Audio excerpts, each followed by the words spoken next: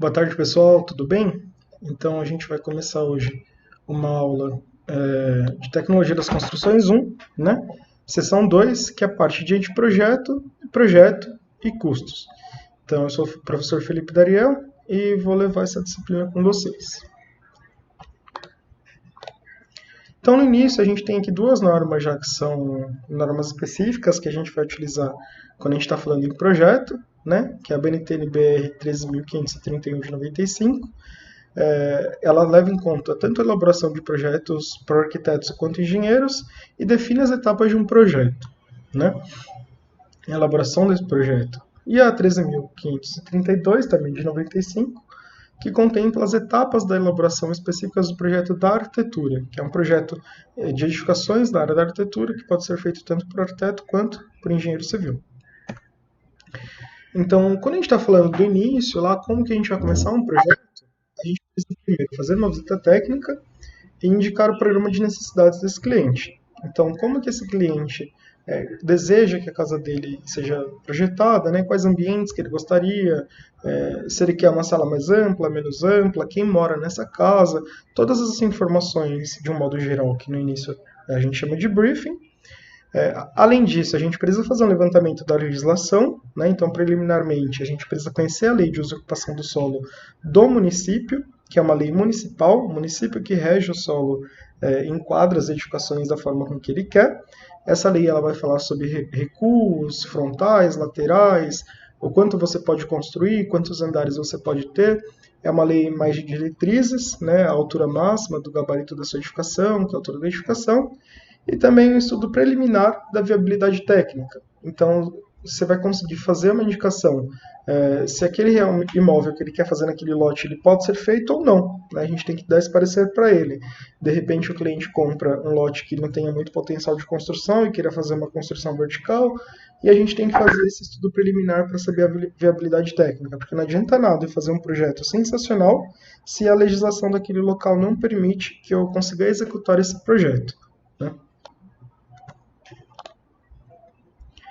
Então, para a gente ter o andamento de um projeto arquitetônico, a gente precisa de etapas, né? Eu não começo a fazer um projeto executivo se eu não tenho informações preliminares. Então, a primeira coisa que eu vou fazer para um projeto arquitetônico é saber cada etapa do seu projeto e as soluções que devem ser elaboradas lá na frente, né? Elas devem ser pensadas lá na frente. Então, inicialmente, a gente precisa de algumas soluções adotadas. Então, se a gente tem um terreno muito acidentado, como arrumar esse terreno, coisas assim. E depois as representações gráficas pertinentes para cada coisa.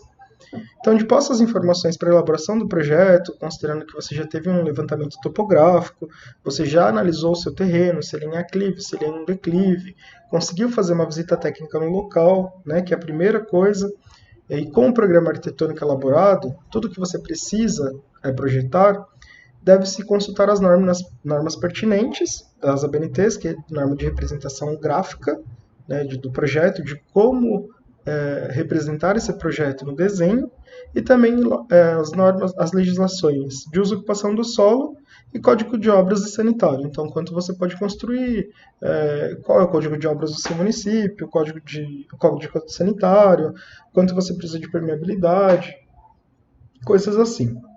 Então, o projeto completo ele é composto por diversas partes da engenharia, né, e da arquitetura. Então, desde o projeto de arquitetura, que é o projeto preliminar, que sem ele a gente não faz mais nenhum, e os projetos de compatibilização, que são os projetos estruturais, hidráulicos, elétricos, de paisagismo, de incêndio, e todos os outros que forem necessários. Então, para a gente começar um projeto, a gente precisa, primeira etapa, um estudo preliminar.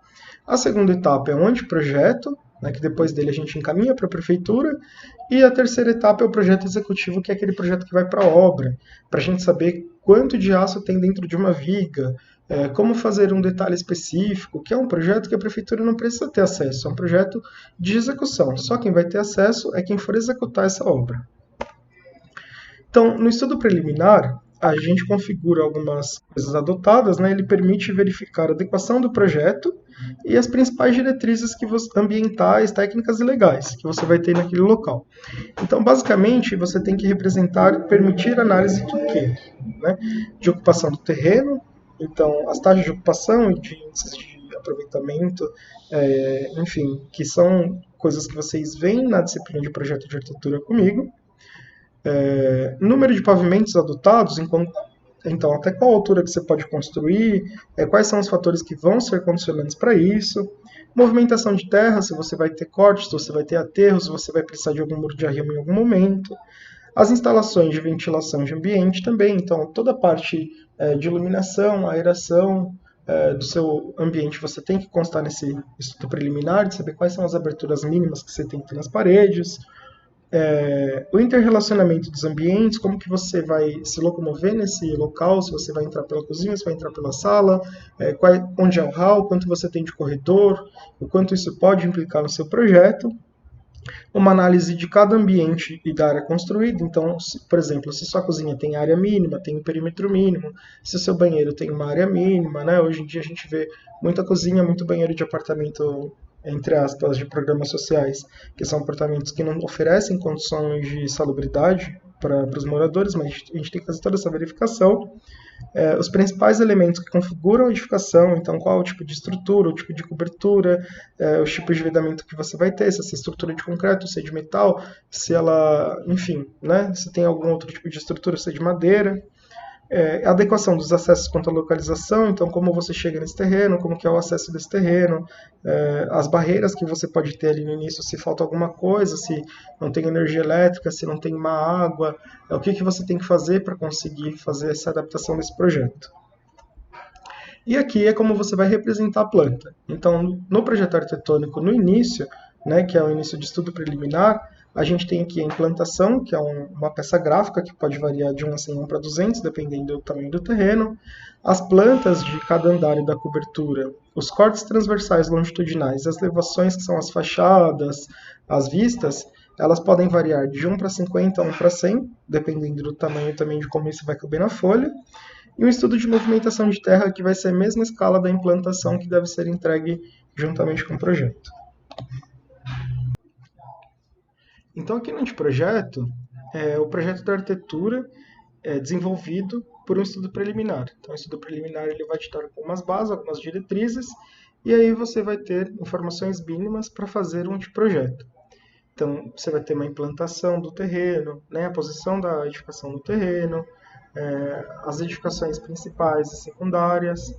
Então, qual é a grande casa, né, a secundária, se houver, e casos externos e pavimentados, né? Acessos externos pavimentados, que é passeio público, por onde entra, por onde sai, qual é o acesso principal, coisas assim.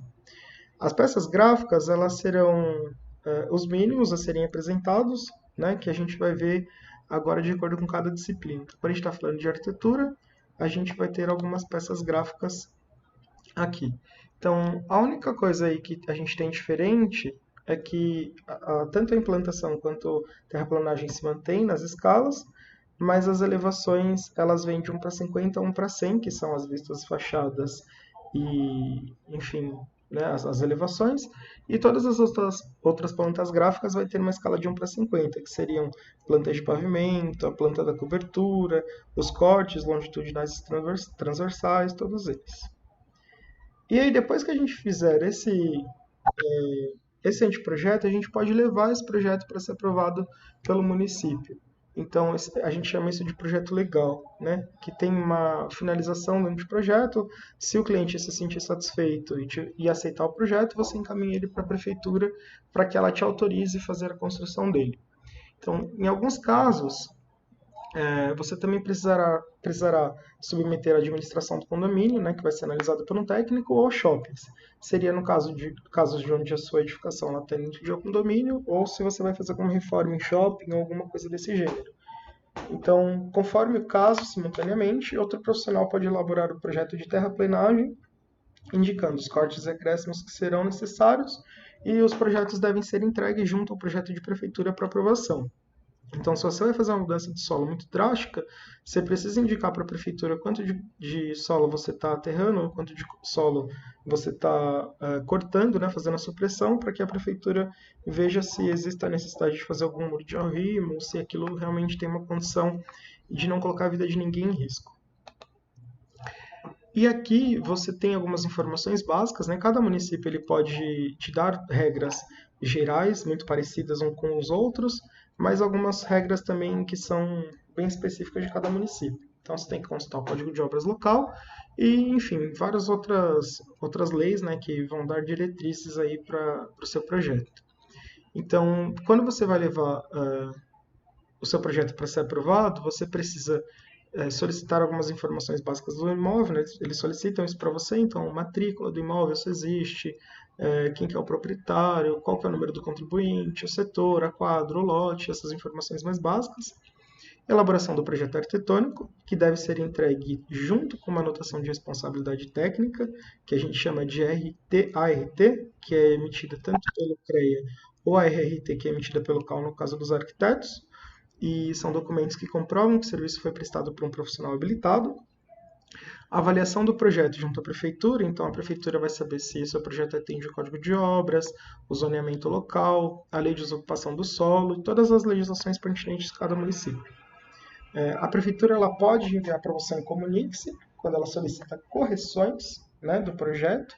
E aí, se você responder o comunique-se de uma forma adequada e ela entender que foi sanado a dúvida ou eventual problema, ela te dá uma aprovação final e emite para você uma licença de construção, que é um alvará. Então, esse número de alvará ele tem que estar na sua placa de identificação da obra. Quando você for fazer qualquer tipo de serviço de construção civil, você vai colocar uma placa de obra lá na frente, indicando quem que é o responsável técnico, o que está sendo feito, se é uma construção nova, se é uma reforma, e o número do alvará, para se algum fiscal passar por ali, ele ter certeza que foi um profissional habilitado, que já tem a autorização do município e que está construindo esse local.